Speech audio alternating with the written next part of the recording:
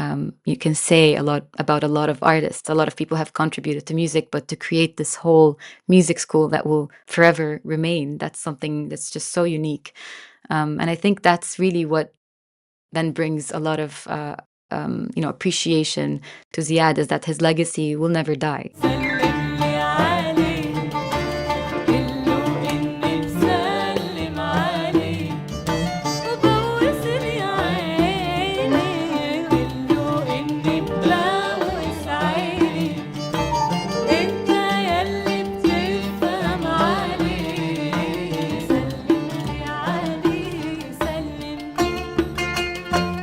Anna, it broke my heart that he passed away before Fairuz. I mean, I can't even imagine how she must have felt on that day. But as you said, his legacy will still live on, and he provided so much, like not only on the music scene, also on the political scene. I think he is one of the few people who were able to really genuinely express politics and music at the very same time, you know, without trying to use one as a means to the other. Exactly. He was really both at the same time, and it reflected in his music and his lifestyle and his thoughts and his politics. Yeah, and I think one of the rare people in the music industry who really prioritized ethics above anything else.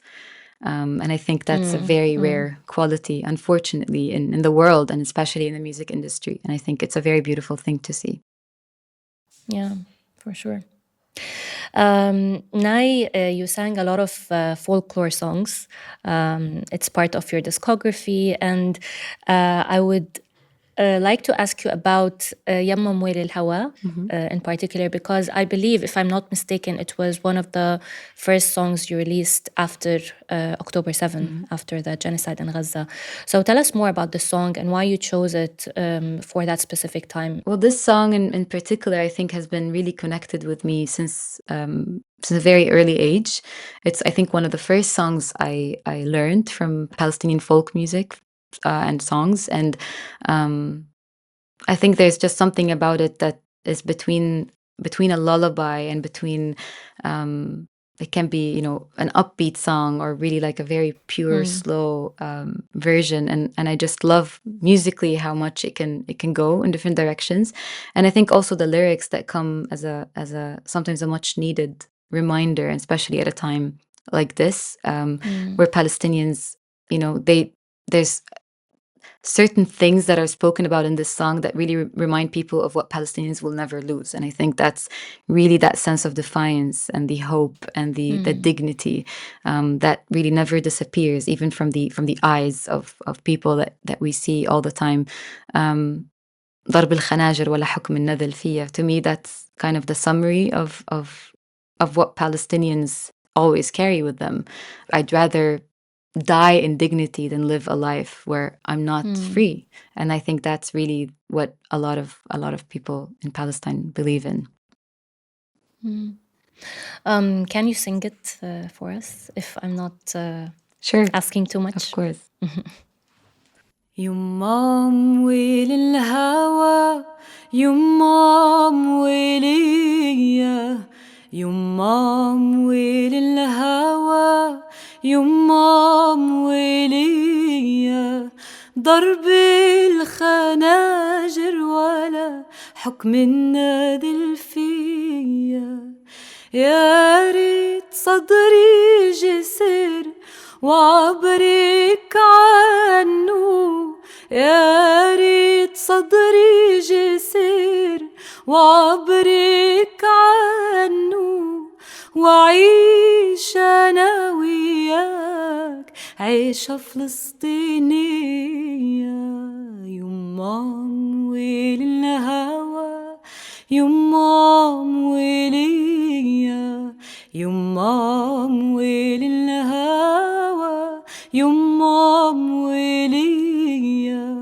ضرب الخناجر ولا حكم النذل فيا. Thank you. You're welcome. You know, many people think that listening to folklore in such times is maybe not the right time, or it's not about folklore, but I think it's the exact opposite. I think it was brilliant that you chose the song at that time, at that particular time, because it reminds us all that it's a historical struggle. It's not just, 7th October and moving on. And there's something very touching about singing a song that my mother used to sing and that my grandmother used to sing. It just shows you how intergenerational our problem is, our issue is. Of course. Also, that a lot of our defiance also is reflected in art, and I think that's a beautiful tool to use, especially in times like these. And there are several other songs that you've sung from folklore. I would love to know your opinion on how much room you think there is to incorporate different styles within folkloric songs. What would you keep as is? What would you change? How much room do you have? And where do you stand on this, controversy? I think that's always, of course, like a very big topic that even with myself, I have that conversation a lot, because I also have different parts of me that are like, no, keep it as is, or no, it could be a bit different, but no, it should be, and it's always that thing. I think it's really a personalized decision somehow on every song. So there are songs that are by nature, having a very, for example, a rhythmic identity that can be really shown in different types of different genres of music that can then be used in a way to kind of reach other audiences and bring that music to them. And as long as that still keeps the respect of that music that we're bringing in, and that, that feels true to me somehow musically, and also, of course, more importantly, as a Palestinian, then I go for it somehow. And if it doesn't, then it just doesn't. And there were many instances that just didn't feel right, and then I didn't go for it. And then some felt right, and then it happened. So I really think it's per song and how that song is made, and what elements are in that specific song. There's this song called Zina that you contributed to by Shrillex.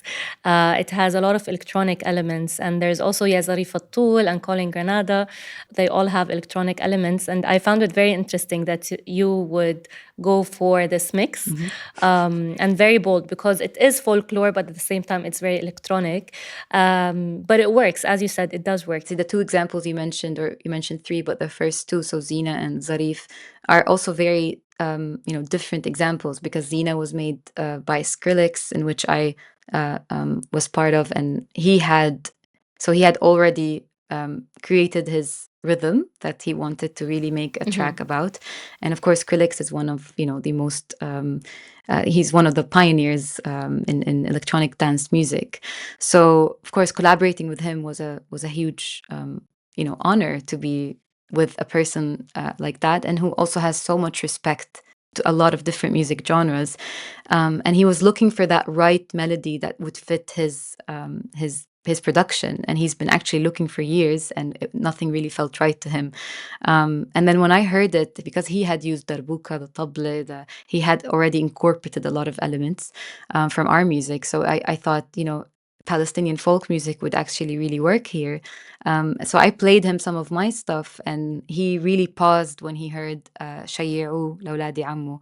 And that's the part, the شيعوا لأولاد عمو يجولوا شيعوا لأولاد عمو يجولوا. And he heard that, and to him that really would just really fit rhythmically. So of course, he's the producer of that, and it's a very different background. So then that was completely altered and changed to really fit his production. It's a bit less my own musical road or direction, but it was still a very beautiful collaboration to me, to be part of something like that.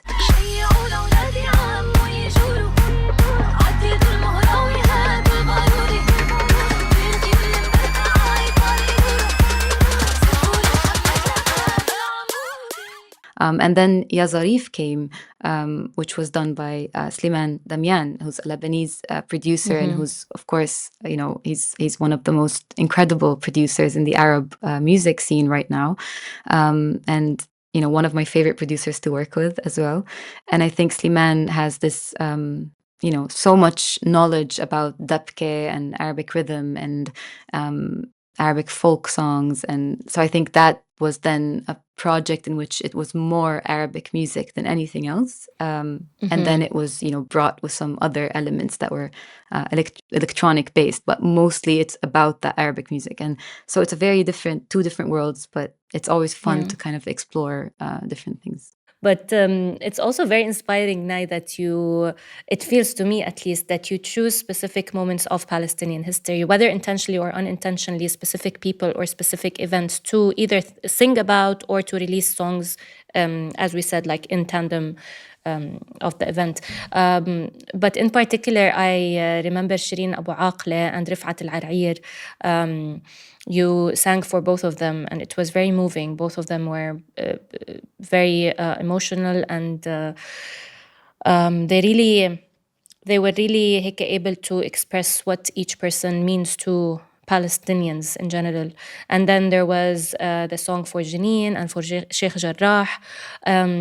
So how do you feel about that? Like, how does it come to you? Is it like when the event happens or when someone, is martyred, that you think of a song and you start writing? Or is it, how does it work? A lot of it, yes, has happened when, a tragedy happens, and then you feel that you want to speak about it or write about it, and in my case, I'd like to compose about it or sing about it. And it's just my way to contribute or to unify my voice with the voice of my people, to really be part of it. Because I think art is really meant to do that. It does not separate itself from reality. It does not rise above anything. It's really part of who you are. It's part of your surrounding, your people, your history, your life and what you stand for. So I think it's not even a decision, it's really a necessity, that I feel a necessity that I have to do something right now.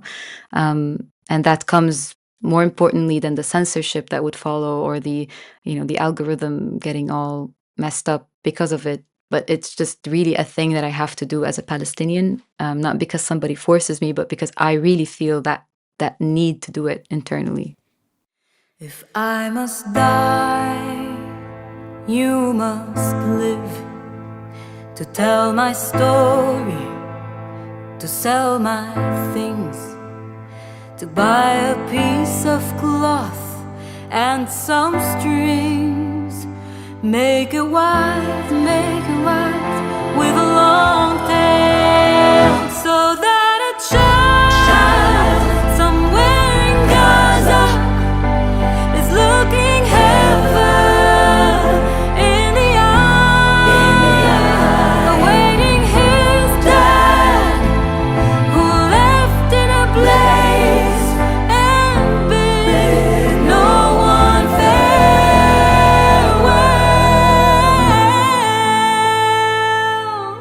And some songs are very powerful, specifically because there's a chorus with you. And recently you were in Amman and you were singing with children. It's a song, Badri Alayna, and that's actually, so I was joined digitally by two children choirs from Gaza, and these children are just so talented and so beautiful, and they insisted on recording the song on top of the rubble of their own homes as a message of defiance and hope. And so I really love to take this recording with me wherever I go, whichever stage I go to, and to bring their voices there with me in that specific song. And it's always that moment every time. It's as if I'm hearing it for the first time. And I think that has that effect, that when you hear their voices and, of course, see the video when it's possible, that you really just have your whole body just shakes because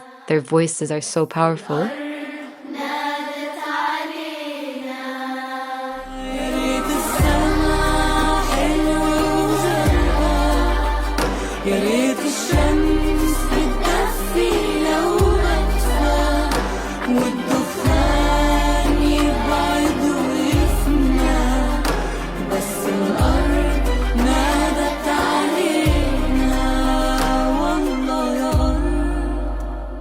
بدري علينا Yani, I think we're coming to an end. So we'd love to know more about your future plans, about what you're, preparing us for in the upcoming future. Well, I'm preparing actually a lot of new music that is also me, but maybe a bit different than the me that has been out before. I think it really speaks to where I am at the moment in life, as an artist, as a Palestinian, as a woman, and mainly the idea of living between kind of imagination and reality. So you're living this reality, but sometimes it just feels so unreal because of how tragic it is, or sometimes how, it's just so many things happening that you sometimes are like, is this real? Like, am I really witnessing this? Are we really in this phase? And I think that kind of is represented a lot in this new music that's gonna hopefully come out Exciting. soon. So that's the main thing. And also a lot of concerts that we're planning, and tours with different collaborations, different orchestras, different bands, which I love doing. It's my favorite thing, the live music settings. Looking forward to just meeting and singing to different audiences around the world. And you'll be in Paris on December 9th, if I'm not mistaken, Yes. with Together for Palestine, Yeah, right? correct. Yeah, so this is the second Together for Palestine event. The first one was at Wembley in London in September, and then this one in December.